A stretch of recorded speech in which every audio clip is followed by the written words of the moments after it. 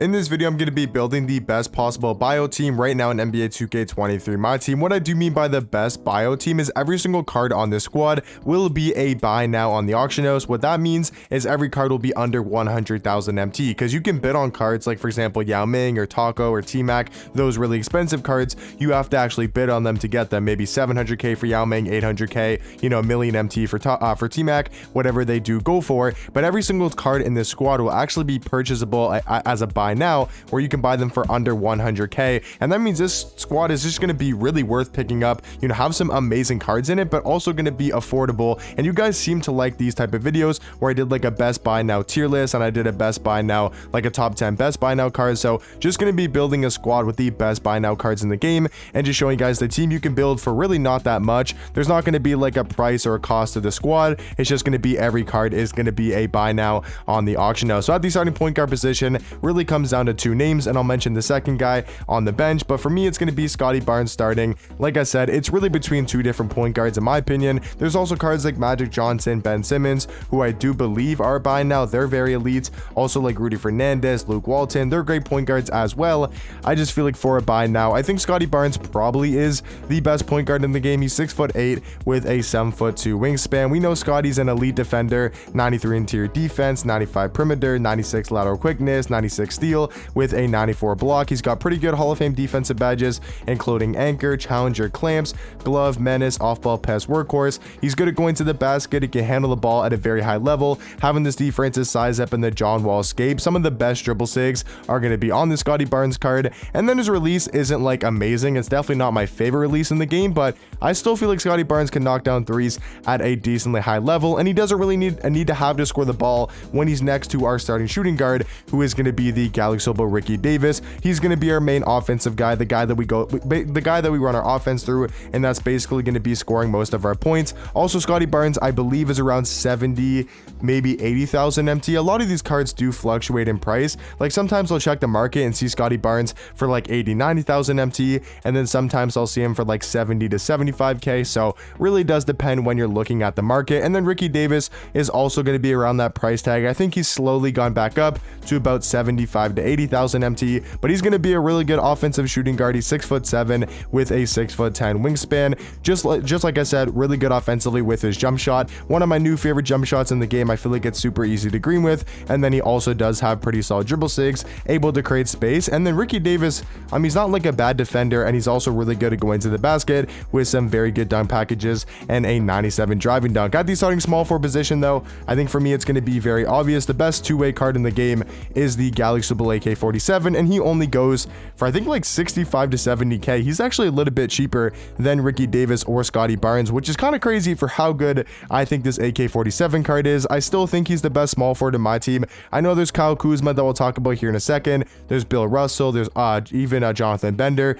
Purvis Ellison, all those great small forwards. But I do think AK is just slightly better because he's like so good on the defensive end. He's 6'9" at the 3, 7-foot wingspan, has a great player model, perfect defensive stats. To be honest, he's got great defensive Hall of Fame badges, and then offensively, he's got some of the best dribble sigs in the game. He's got the Kawhi Leonard defensive stance, which is super helpful. He's also got a great jump shot with the O'Shea Brissett base, which is one of the better bases in the game. It's super quick and easy to green. He's also got the Trae Young leaner, which can be very effective if you know how to use it on next gen, and it's also one of the only leaners you could shoot on current gen. So if you guys play current, that's going to be super helpful. And then he also does have good dunk packages. So for me, I think AK is probably one of the best, if not the best bio card in the game currently, and he's going to be our starting small forward for about 70,000 MT, maybe a little bit more, maybe a little bit less. And then at the starting power forward position, I wasn't like 100% sure who to go with.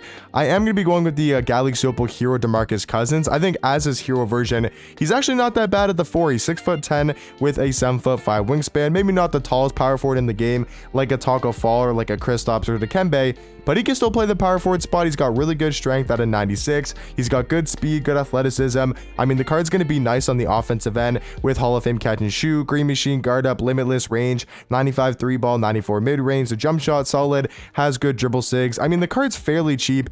I think he's only around 40k. He might be like 50k nowadays. Not exactly sure how much these hero cards go for because they always be changing in price. I think last time I checked, he's around 40 to 50k, and I think for that price tag is one of the best buy now power forwards in the game, as there's really not too many to choose from. But at the starting center spot, I think it's really between two different cards, and for me it's going to be the Pink Diamond Peter. I think he's a very good all-around center. I mean, for his price tag, he probably is one of the best value bigs in the game, maybe even the best value big in my team, because he's 7'2" with a 7'10" wingspan. He's got great defensive stats, including a 90 block, 90 interior defense, 85 steal, 84 perimeter. His jump shot is also super money, and probably one of my favorite things about this Pink Diamond Peter card is he has the Diamond Wang ZZ jump shot. He has the Malachi Flynn base, and then he does have the Lauri Markkanen upper, which is the exact same jump shot this Diamond Wang ZZ had.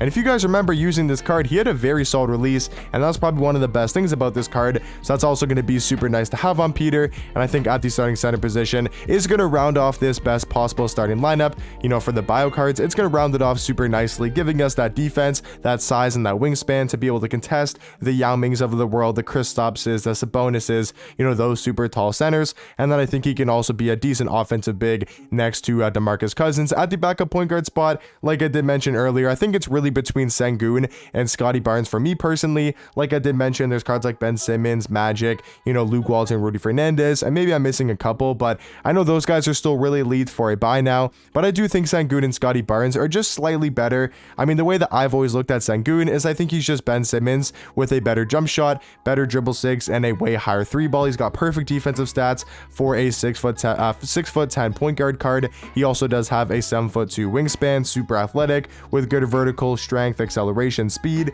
He's got a very capable jump shot. He's got great dribble six for a 6'10" card, having the Trae Young escape and the Kyle Lowry size up, which is honestly one of my favorite combos because it's basically on a lot of cards in the game. Like it's on cards like Steve Smith, right? He has the actually I think he has yeah, Steve Smith, he also has a Trae escape. So Steve Smith has a Trae escape, and then he also does have the Kyle Lowry size up. As you can see, it's on a lot of the good cards in the game, like Kyle Kuzma, you know, Jimmer Fredette, on cards like MJ. A lot of these cards do have the Kyle Lowry size up, and then the Trae Young escape. So Sengun, for about like 90,000 MT, is going to be our backup point guard. For the backup shooting guard spot, I thought about going Vince Carter, but I think it's actually better to go with Scottie Pippen because he is a buy now. I think he's around 80 to 90,000 MT, and he's going to give us a really good defense next to Sengun, because you guys will see who our small forward and power forward is going to be, and they're mainly going to be offensive guys. So I want to get some more defense with Scottie Pippen at the 2. He's got great size, being 6'8" with a 7-foot wingspan, elite defensive stats, especially on ball. I mean, him and Sengun in the backcourt, it's going to be very hard to score on.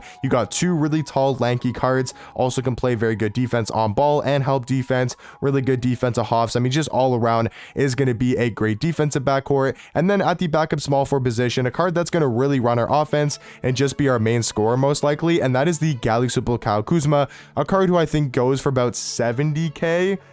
Last time I checked, maybe 60,000 MT, which I think is really worth his price tag at the small forward spot. I mean, just offensively, this card is an absolute beast. He's honestly got one of my favorite jump shots in the game. Being a 6'9" small forward, I think he's very comparable to an AK-47. I think he's got slightly better offense than AK. Sigs might not be as good. You know, once again, another card that has the Kyle Lowry size up and the Trae Young escape, but I do like his jump shot a lot more than AK's. I think it's a little bit faster, and it's also a little bit easier to green. So offensively, I like Kyle Kuzma over AK. It's just AK does bring the defense, but it's not like Kyle Kuzma is a bad defender. He's still got some pretty good Hoff defensive badges and some very solid defensive stats. It's just AK's like a complete lockdown, and also just as good as Kuzma on the offensive end. For the backup power forward spot, like I said, I am going with more offense, and that is going to be the Pink Diamond Jonathan Bender. If you wanted to go for more defense and a guy that's going to be more of a defender, I think you could go for Jonathan Isaac, who's only 1 inch shorter than Jonathan Bender. There's not really too many great buy now power forwards in the game, like I did mention with Boogie. There's guys like Cat, but I'd much rather run Bender at the power forward spot than I would a card like Cat or Jonathan Isaac. So I will be going Jonathan Bender, who's maybe not your traditional power forward. You know, most people do run like, you know, Dwight's at the 4, D-Rob, Hakeem's, you know, Taco Falls, those type of cards, but I feel like he can still play the power forward spot, being 7 foot with a 7'4" wingspan, running a lot of small ball, not small ball, but just like a guy that could really create his own shot, move very effectively. Like he's got the Curry escape, you know, which is really nice, and the Trae Young size up. So if you do match up against a slower, kind of more sluggish power forward, I mean, you should be able to take people off the dribble with Jonathan Bender, and he goes for about, I think, 50k, maybe a little bit more than that now. And then to round off the squad, I'm not 100% sure when recording this video or when you guys are seeing this. Right now, Sabonis, the hero version, is in a buy now. Now, when you guys are seeing this tomorrow, because I'm recording this a day in advance, maybe he's a buy now then, and obviously this would be the better card to go with. But for right now, I do know 100% that this heroic Sabonis is under 100,000 MT. So if it is a little bit different in the hero version when you guys are watching this video is a buy now, then yes, 100% use the hero version over the heroic, because that plus 10 speed is going to make quite a bit of a difference for the Galaxy Sabonis card. But yeah, guys, that's going to do it for the best possible buy now team currently in my team. Let me know in the comment section down below, what do you guys think about the squad? Maybe other some suggestions or changes you guys will make and what players you guys will add to this squad, and hopefully the video did help you guys out. Let me know if you guys want to see more of these videos in the future. I think they are very helpful to a lot of people, just to be able to see the squad you can build with only buy now cards instead of, you know, using the only expensive cards in the game or for like a super budget price. It's just going to be a perfect squad kind of in the middle that I feel like a lot of people should be able to afford a lot of the cards on the squad. But hopefully you guys did enjoy, and I'll catch you guys in the next one. Peace.